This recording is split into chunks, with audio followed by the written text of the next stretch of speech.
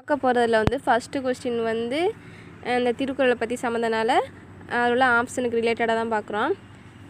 திருக்குறளின் பெருமை கேளி. இது வந்து 12th ஓல்டு தமிழ் புக்கில் உள்ளது. நிறைய வாட்டி கொஸ்டின்லாம் கேட்டுட்டாங்க. சரி பார்ப்போம். ஃபஸ்ட்டு கொஸ்டின், திணையளவு போதா சிறுபுல் நீர் நீண்ட பனையளவு காட்டும் படித்தால். இது நம்ம ஸ்கூல் புக்லேயே சின்ன கிளாஸ்லேயே இருக்குது. கபிலர் திருவள்ளுவமலையில் படிப்பார், தெரியும். ஓகே, அடுத்த கொஸ்டின் போவோம். வள்ளுவரும் தாம் குறள் பாவடியால் வையத்தார் உள்ளுவதெல்லாம் மலர்ந்தார் ஓந்து. இது என்னையோட ஃபஸ்ட்டு கொஸ்டின். ஆன்சர் வந்து பரணர். இதுவும் நிறைய வாட்டி கேட்டுட்டாங்க. அடுத்த கொஸ்டின், உள்ளுதோர் உள்ளந்தோறும் உருக்குமே வள்ளுவர் வாய்மொழி மாண்பு. இது வந்து மாங்குடி மருதனார் சொல்லிக்கிறாங்க. இது எப்படி வச்சுக்கணும்னா, இந்த வாய் உள்ளமே உருகி இப்போ வந்து மாங்குடி மருதனாருக்கு வந்து மாங்காய் வச்சுக்கோங்க. நம்ம மாங்காய் வந்து வாய்க்குள்ள போட்டோம்னா எப்படி இருக்கும், அதை சாப்பிட்டு நம்ம உள்ளமே உருகி போயிடும்.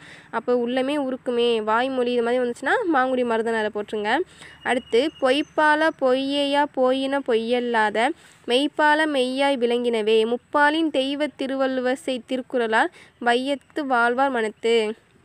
இது வந்து ரெண்டாக பிரித்து கூட கேட்கலாம். இதையும் பொய்யும் ஞாபகம் வச்சுக்கிறோங்க. திருக்குறளால் வையத்து வாழ்வார் மனத்து, இதையும் ஞாபகம் வச்சுக்கிறோங்க. இப்போ தேனி குடி இதுக்கு வந்து யார் பாடிக்கிறான்னா தேனி குடிக்கிறனார் படிக்கிறாரு. தேனி குடிக்கிறனார் வந்து தேன் ஞாபகம் வச்சுக்கோங்க. அப்போ தேன் எடுத்து நமக்கு இனிக்கணும்னு சாப்பிட்டு வீட்டில் கேட்டால் நான் எடுக்கிறேன்னு பொய் சொல்லுவோமா, அதான் பொய் மெய்யின்னு வந்தால் தேனி குடிக்கிறனார். அதுக்கப்புறம் லாஸ்ட்டில் வந்து வாழ்வார் மனத்து. அந்த தேன் எப்படி இருக்கும், நல்லா மணக்கும். அந்த நான் வந்து வேறு வரும், சும்மா நம்ம இது ஷார்ட்கட்டுக்காக வச்சுக்கலாம். இந்த வாழ்வார் மனத்துக்கு வந்து நல்லா மணக்கும். அடுத்து, புத்தகம் 100 புரட்டி களைப்புற்றி சித்தம் கலங்கி திகைப்பதேன் வித்தகன் தெய்வ புலவர் திருவள்ளுவர் சொன்ன பொய்யில் மொழி இருக்கும்போது அப்படின்னு கேட்டிருக்கிறாங்க. இது 3 பாட்டுமே கவிமணி தான் படிக்கிறாரு. புத்தகம் 100 புரட்டி களைப்புற்று சித்தம் கலங்கி திகைப்பதேன் வித்தகன் தெய்வ புலவர் திருவள்ளுவர் சொன்ன பொய்யில் மொழி இருக்கும்போது. இதுலேயும் பொய்யில் வருது, ஆனால் அதில் வந்து பொய் நிறைய வருது. இதில் ஒரு பொய் தான் வருது, சரியா? அதே மாதிரி வித்தகனு புத்தகம் 100 கவிமணிக்கு வந்து கவிமணி தேசிய விநாயகனார். நான் எப்படி வச்சுக்கப்பேன்னா, விநாயகர்னால் நம்ம பிள்ளையார் தானே. அப்போ நம்ம இந்த ஸ்கூல் புத்தகத்தை புரட்டிக்கிட்டே இருக்கிறோம். அப்போ அதில் வந்து பிள்ளையார் படம் வந்து நம்ம பிடிக்குமா, அதான் புத்தகம் 100 பெரட்டினாலுமே அந்த பிள்ளையார் படம் அதில் கண்டிப்பாக இருக்கும். அவர் ஒரு வித்தகர், தெய்வர். ஓகேவா? இந்த இது முடிஞ்சிருச்சு. அடுத்த கொஸ்டின் வந்து, செந்தமிழ் செல்வ திருக்குறளை நெஞ்சமே சிந்தனை செய்வாய் தினம். இதுவும் கவிமணி தான். அப்போ இதை எப்படி வச்சுக்கோன்னா, சிந்தனை செய்வாய் அப்படின்னு ஒரு வார்த்தை வந்துட்டாலே நம்ம யாரை பற்றி சிந்தனை செய்கிறோம் அப்படின்னா விநாயகரை பற்றி சிந்தனை செய்கிறோம் அப்படின்னு ஞாபகம் வச்சுக்கோங்க. அடுத்து, நீதி திருக்குறளை நெஞ்சார தம் வாழ்வில் ஓதி தொழுது எழுக ஓர்ந்து. பரணருக்கும் ஓர்ந்து தான் முடியும், இதுக்கும் ஓர்ந்து தான் முடியுது. ஆனால் இதில் எப்படி ஸ்டார்ட் ஆகுது அப்படின்னா, நீதி திருக்குறளை நீதிப்படி யார் இருப்பா, நீதின்னு ஒரு வார்த்தை ஸ்டார்ட் ஆகிடுச்சுன்னா கவிமணி. நம்ம கவிமணி விநாயகர், அதாவது விநாயகர் வந்து நீதிப்படி தான் இருப்பார். ஓகே, இது வந்து இம்பார்ட்டன்ட் கொஸ்டின், அதான் சொன்னேன். இன்னும் நம்ம ஸ்ட்ரைட்டாக கொஸ்டினுக்குள்ளே போயிடலாம். இப்போ ஃபஸ்ட்டு கொஸ்டின் பார்ப்போம். வள்ளுவரும் தம் குறள் பாவடியால் வையத்தார் உள்ளுவதெல்லாம் மலர்ந்தார் ஓர்ந்து என்று திருவள்ளுவரை புகழ்ந்தவர் யான்னு கேட்டுக்கிறாங்க. நம்ம இப்போ தான் பார்த்தா ஓர்ந்துன்னு முடிஞ்சுனாலே பரணரை போட்டணும். ஃபஸ்ட்டு உள்ள வார்த்தையை மட்டும் நீதின்னு ஆரம்பிக்குதா இல்லை வள்ளுவர்னு ஆரம்பி, நீதின்னு வந்தால் நமக்கு விநாயகர் போட்டணும். இங்கே வள்ளுவர்னு ஆரம்பிக்குதா, ஸோ ஓர்ந்துக்கு வந்து பரணர். அடுத்த கொஸ்டின், ஐம்பெருங்காப்பியம் என்னும் சொற்றொடரை தம் உரையில் குறிப்பிட்டவர் யார்? சிவஞான முனிவரா, ஆறுமுக நாவலரா, இளம்புறனாரா, மயிலநாதரா? ஆன்சர் மயிலனார். ஸ்கூல் புக்கில் உள்ளது தான். நான் க்ரீன் கலரில் அண்டர்லைன் பண்ணது வந்து நியூ சிலபஸோட நேரடியாக கவராதுன்னு அர்த்தம். இது மற்ற கொஸ்டினே நம்ம வந்து எதையுமே மீட் பண்ண வேண்டாம், தமிழை பொறுத்த வரைக்கும் ரீட் பண்ணிக்கலாம். அந்த கொஸ்டினோட பிடிஎஃப் உங்களுக்கு எதுவும் வேணா டெலிகிராம் சேனல் ஜாயின் பண்ணிக்கிறேங்க. அடுத்த கொஸ்டின், கார்காலத்தை பெரும் பொழுதாக கொண்ட நிலத்தை சுட்டுக அப்படின்னு சொல்லிக்கிறாங்க. கார்காலத்துக்கு வந்து என்ன வரும்னா, முல்லையா பாலையா மருதமா குறிஞ்சியா அப்படின்னா முல்லைக்கு வந்து கார்காலம் மட்டும்தான் வரும். அதுக்கப்புறம் அப்போ குறிஞ்சிக்கு என்ன வரும் அப்படின்னா, குளிர்காலமும் முன்பனி காலம். குறிஞ்சிக்கு வந்து குளிர்காலமும் முன்பனி காலமும் வரும். பாலைக்கு வந்து பின்பனி, இளவேநீர், முதுவேநீர், இது 3 பாலைக்கு வரும். இடையில மிச்சம் நமக்கு என்ன இருக்குது, நெய்தலும் மருதம் இருக்குது. இது ரெண்டுக்குமே 6 பெரும்பொழுதுகள், ரெண்டுமே 6மே ஃபுல்லாக வரும். ஓகே, கரப்பிடும்பே இல்லார் இத்தொடரின் பொருள் கூறுகன்னு கேட்டிருக்கிறாங்க. ஆப்ஷன் பார்த்தோம்னா, துன்பம் தராத நல்லார், மகிழ்ச்சி தராத மாந்தர், பகை இல்லாத நட்பினர், பொருளை பாதுகாக்கும் கையர். ஆன்சர் வந்து துன்பம் தராத நல்லார். இது முழு குறள் என்னன்னா, கரப்பிடும்பே இல்லாரை காணின் நிறப்பிடும்பே எல்லாம் ஒருங்கு கெடும். இதுக்கான பொருள் என்னன்னா, ஒருத்தவங்க யாசிச்சு போய் ஒருத்தர்கிட்ட கேட்குறாங்க, இறந்து போய் ஒருத்தர்கிட்ட வந்து கேட்குறாங்க, அதாவது பிச்சை எடுப்பவங்கள நம்ம சொல்லுவோம்ல. ஸோ அவங்க போய் ஒருத்தரை கேட்குறாங்கன்னா, என்கிட்ட இது மாதிரி இல்லை, எனக்கு தாங்க தர்மம் பண்ணுங்கன்னு கேட்குறாங்கன்னா, அந்த கொடுக்குறவங்க வந்து தன்கிட்ட இருக்கிற பொருளை மறைக்காமல் அப்படியே கொடுக்குறாங்க அப்படின்னா, இது மாதிரி யாசிச்சு போகிறவங்களோட வறுமை வந்து துன்பம் எல்லாமே முழுசாக கெடும், இல்லாமல் போயிடும் அப்படின்னு சொல்கிறாங்க. அதாவது தன்கிட்ட மறைச்சி வைக்காமல் ஒருத்தவங்க யார் வந்து தானம் செய்கிறவங்க இருக்கிறாங்களோ அவங்கள போய் கேட்குறவங்களுக்கு வந்து எந்த துன்பமும் அணுகாது, அவங்களோட துன்பம் எல்லாம் போயிடும் அப்படின்னு சொல்கிறாங்க. அப்போ கரப்பினும்பே இல்லாரை காணினா துன்பம் தராத நல்லார். அடுத்த கொஸ்டின், குறில் நெடில் மாற்றம் பொருள் வேறுபாடு அறியன்னு சொல்லியிருக்கிறாங்க. சரியான இணையை தேர்க. கல் கால் கொடுத்துருக்குறாங்க. இப்போ நமக்கு வந்து கல் விட்டுருவோம், கால் வந்து நம்ம தெரியும், நம்மளோட ஒரு உறுப்பு தான் கால். அப்போ ஆப்ஷன் ஏ பார்த்தோம்னா விருப்பு உறுப்பு, ஸோ உறுப்பு வருது, ஸோ இந்த ஆப்ஷன் வரலாம். அடுத்து பாறை விளைவு, விளைவுக்கும் காலுக்கும் சம்மந்தம் இல்லை, ஸோ தப்பு. அடுத்து இங்கே காற்று இருக்குது, கல்வி இருக்குது, கல்விக்கும் காலுக்கும் சம்மந்தம் இருக்குதா, இல்லை. இங்கே வந்து படி உடல் உறுப்பு இருக்குது, ஸோ ஒன்று ஆப்ஷன் ஏ வரலாம், இல்லைன்னா ஆப்ஷன் சி வரலாம். அப்புறம் இந்த கல், இந்த ஃபஸ்ட்டு வர கல்லுக்கு வந்து என்ன பொருள்னா கற்றல், கற்பித்தல், இது மாதிரி பொருளை தருது. ஓகேவா? அதனால் இப்போ வந்து கற்பித்தல் கற்றல்னாலே படிக்கிறது தானே, ஸோ அதான் படி. இது புதுசாகவே இருக்குது, நல்லா பார்த்துக்குங்க, இம்பார்ட்டன்ட். ரெண்டாவது வந்து உடல் உறுப்பு எல்லாருக்கும் தெரியும், ஆனால் இந்த கல்லுங்கிறது நம்ம கற்றலை குறிக்குது. அடுத்து ஒளி மற்றும் பொருள் வேறுபாடு அறிந்து சரியான இணையை தெரிவு செய்க. விதி வீதி, நமக்கு வீதினா தெரியும், தெரு, நம்ம தெரு ஊரில் உள்ள தெருவை தானே வீதி வீதின்னு சொல்லுவோம். இப்போ ஆப்ஷன் பார்ப்போம். ஆப்ஷன் ஏ சட்டம் தெரு கொடுத்துக்கிறாங்க, ஸோ தெரு வந்திருக்குது, வரலாம். ஆப்ஷன் பி பயணம் அகலம் கொடுத்து, அகலம் தெரு சம்மந்தம் இல்லை, அடுத்து வராது. 3 வந்து கனவு தெரு கொடுத்துக்கிறாங்க, ஸோ தெரு வந்திருக்குது. லாஸ்ட்டில் நாடக வகை தெரு வந்திருக்கு, ஸோ 3 ஆப்ஷனில் தெரு வந்திருக்குது. அதுக்கப்புறம் விதினா நமக்கு என்னது, விதினா நாடக வகை வருமா, வராது, தப்பு. கனவு வருமா, சட்டம் வருமா, விதிக்கும் கனவுக்கும் சம்மந்தம் இல்லை, இங்கே வந்து சட்டம் வரும். இப்போ நம்ம அரசியலமைப்பு சட்டத்திலலாம் விதி 1 விதி 2 பிரிவுகள் படிக்கிறோம்னா, ஸோ அதான் சட்டம். அடுத்து குறின் நெடில் வேறுபாடு அறிந்து எழுதுக. நான் டேஸ் படிப்பேன், நான் டேஸ் பிடிப்பேன். அப்போ அப்படியே சொல்லி பார்க்க வேண்டியது. ஆப்ஷன் ஏ வந்து என்னது, படம் கொடுத்துக்கிறாங்க. நான் பாடம் படிப்பேன், நான் படம் பிடிப்பேன், ஸோ கரெக்டாக இருக்குது. அடுத்த ஆப்ஷன்லாம் படித்து பார்த்தோம்னா நான் படம் படிப்பேன், நான் பாடம் பிடிப்பேன், ஸோ வரல, தப்பு. அதே மாதிரி தான் அடுத்து நான் படிப்பேன், நான் படம் பிடிப்பேன், ஸோ அந்த ஃபஸ்ட் ஆப்ஷன் தப்பு, இதுவும் அதே மாதிரி தான் தப்பு. ஸோ ஆப்ஷன் ஏ தான் கரெக்டு. வேங்கை என்பதன் இரு பொருள் கேட்டிருக்கிறாங்க. வேங்கை அப்படின்னா ஒன்று மரத்தை குறிக்கும், அதுக்கப்புறம் புளியை வந்து வேங்கைன்னு சொல்லலாம். அதே மாதிரி உழுவைனாலும் புளி, உழுவைனாலும் புளி. ஓகே. அதுக்கப்புறம் இந்த வேங்கை வந்து எதுக்கு ஒரு என்ன மொழி, தனிமொழியாக தொடர்மொழி பொதுமொழியானா இது ஒரு பொதுமொழிக்கு வந்து எடுத்துக்காட்டு. ஏன் அப்படின்னா வேங்கைங்கிறது ஒரு மரத்தையும் குறிக்கும். அதே மாதிரி இந்த வேங்கையை வந்து பிரித்தோம்னா வேம் ப்ளஸ் கைன்னு பிரிஞ்சு வேகின்ற கை அப்படிங்கிற பொருளையும் தருது. அதனால் இதை வந்து ஒரு பொதுமொழின்னு சொல்லுவாங்க. அடுத்து கொஸ்டின், நான் மட்டுமே தண்டனை ஏற்று நரகத்தை சேர்வேன் டேஸ் என் மக்கள் அனைவருக்கும் நலம் கிட்டும். யார் சொல்லிக்கனா, ராமானுசர் சொல்லியிருக்கிறாராம். நமக்கு வந்து சரியான இணைப்புச்சொல்லாம் சிலபஸில் உண்டு, அதனால தான். ஓகே, இதுக்கான சரியான இணைப்புச்சொல் கேட்டிருக்கிறாங்க, அது அப்படியே சொல்லி பார்க்கணும். இப்போ நான் மட்டுமே பெரும்பாலும் நமக்கு வந்து என்ன வருதுன்னா அதனால்தான், மோஸ்ட்லி அதனால்தான் வருது. இப்போ இந்த கொஸ்டினில் பார்ப்போம். நான் மட்டுமே தண்டனை ஏற்று நரகத்தை சேர்வேன், அதனால் என் மக்கள் அனைவருக்கும் நலம் கிட்டும். அப்புறம் நான் மட்டுமே தண்டனை ஏற்று நரகத்தை சேர்வேன், ஆனால் என் மக்கள் அனைவருக்கும் நலம் கிட்டும். இப்போ வந்து அதுக்கப்புறம் நான் மட்டுமே தண்டனை ஏற்று நரகத்தை சேர்வேன், எனவே என் மக்கள் அனைவருக்கும் நலம் கிட்டும். லாஸ்ட்டில் வந்து நரகத்தை சேர்வேன் ஏனெனில் என் மக்கள் அனைவருக்கும் நலம் கிட்டும். எல்லா ஆப்ஷனுமே வர்ற மாதிரி தான் இருக்குது. இந்த மாடலுக்கு வந்து நல்லா ப்ராக்டிஸ் பண்ணணும்.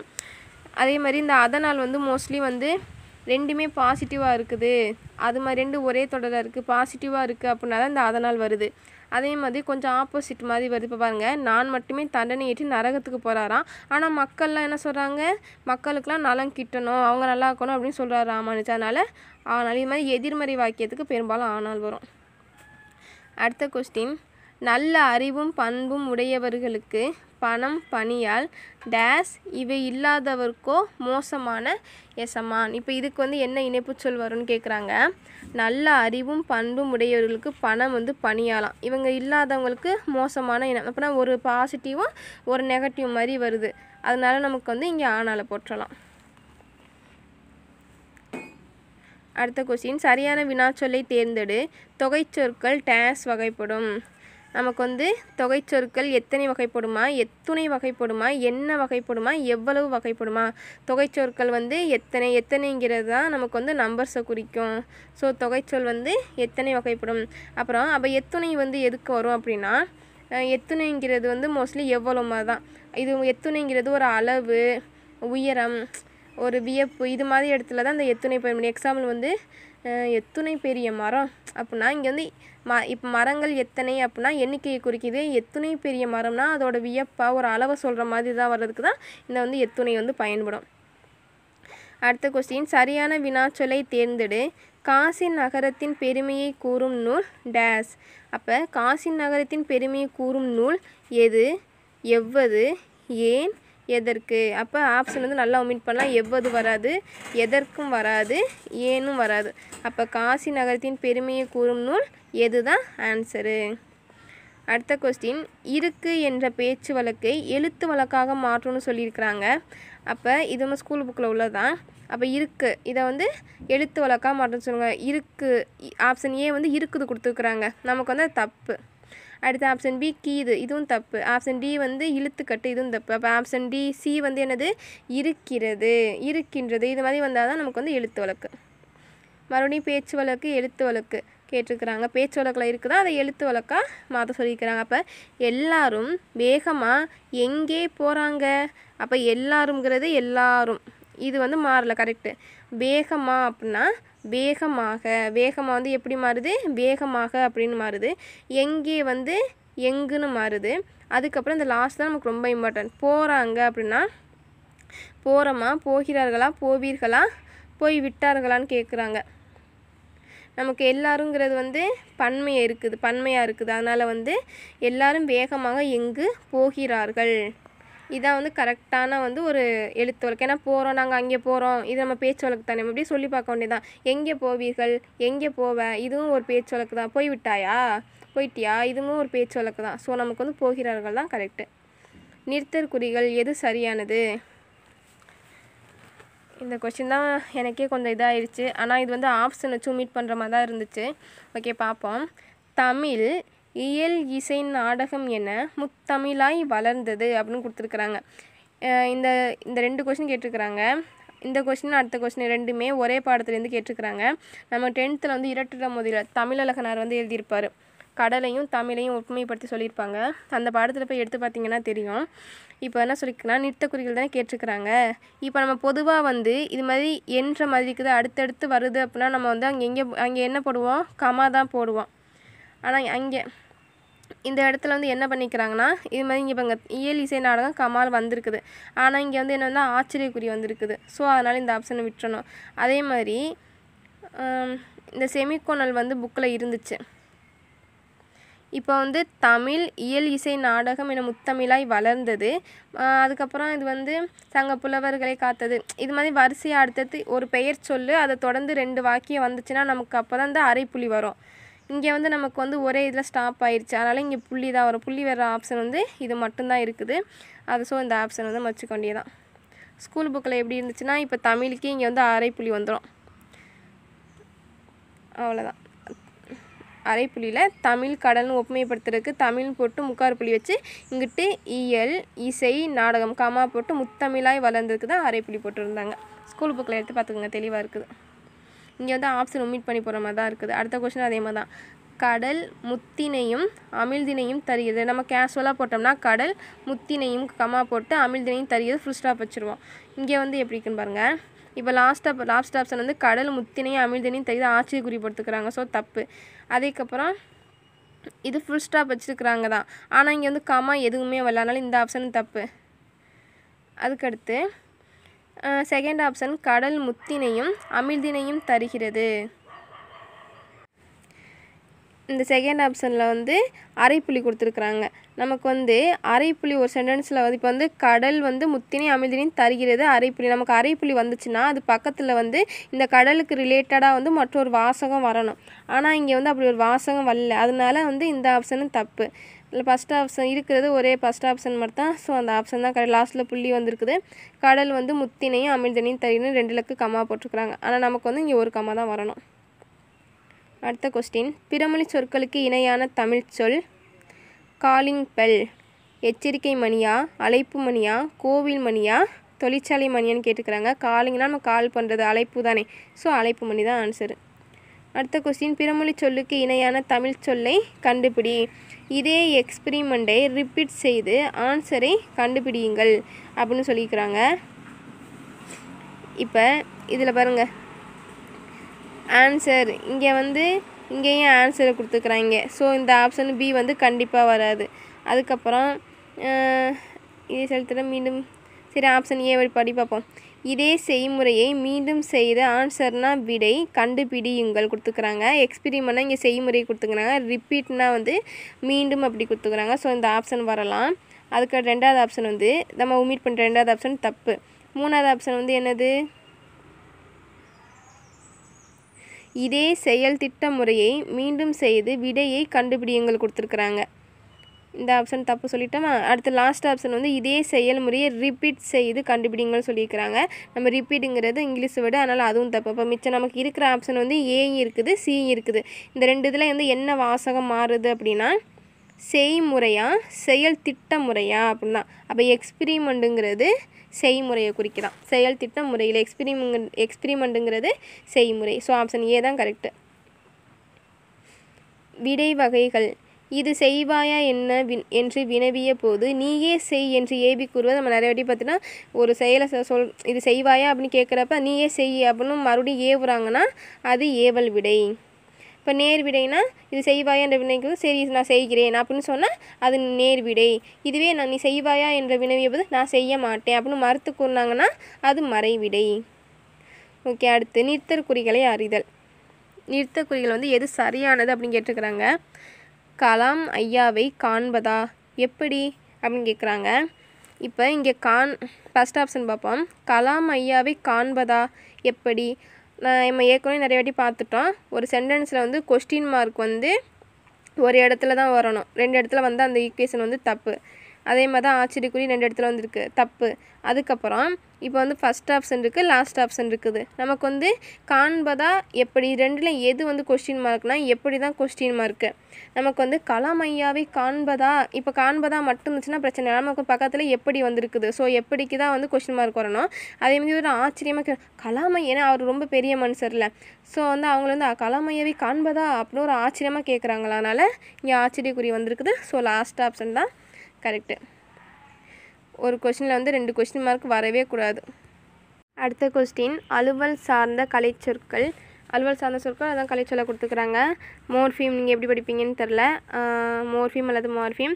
ஆப்ஷன் வந்து ஒளியனா, பேரகராதியா, ஒப்பிலக்கணமா இல்லை உருபனான்னு கேட்டுக்கிறாங்க. ஆன்சர் வந்து உருபன். நான் எப்படி ஆச்சுப்பேன்னா இதில் ஃபஸ்ட்டு 3 வார்த்தை மோர் வருதா. அப்போ மோர் வந்து பால் வந்து தயிரா மோரா தானே உருமாறுது. ஸோ உருமாற்றம் உருபன் அப்படின்னு வச்சுப்பேன். ஸோ மற்ற ஆப்ஷனை பார்த்துருவோம். அப்போ ஒளியன்னா என்ன. ஒளியன் அப்படின்னா ஃபோனீம். PHONEME ஃபோனீம். இதுதான் வந்து எது ஒளியன். அப்போ பேரகராதிக்கு என்ன வரும் லெக்சிகான். LEXICON lexicon. இதுதான் பேரகராதி. அப்புறம் ஒப்பிலக்கணம் அப்படின்னா கம்பேரிட்டிவ் கிராமர். கம்பேரிட்டிவ் ஸ்பெல்லிங் தெரியும் தானே.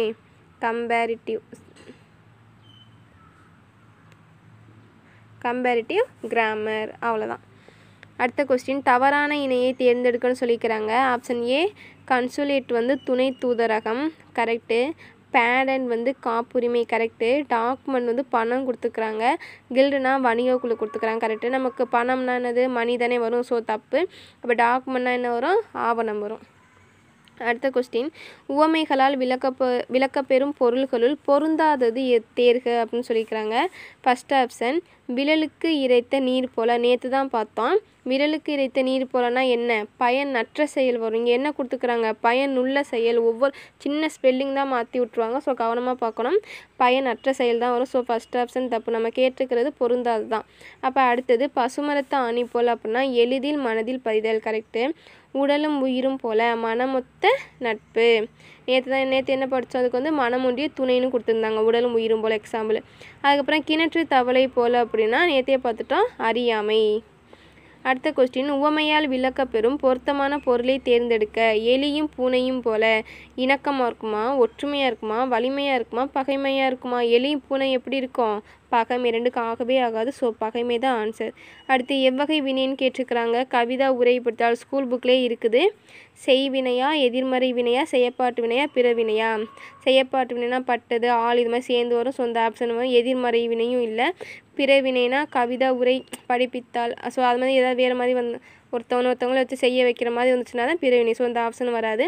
கவிதா உரை படிக்கிறாங்க, அதனால் செய்வினை கரெக்டு.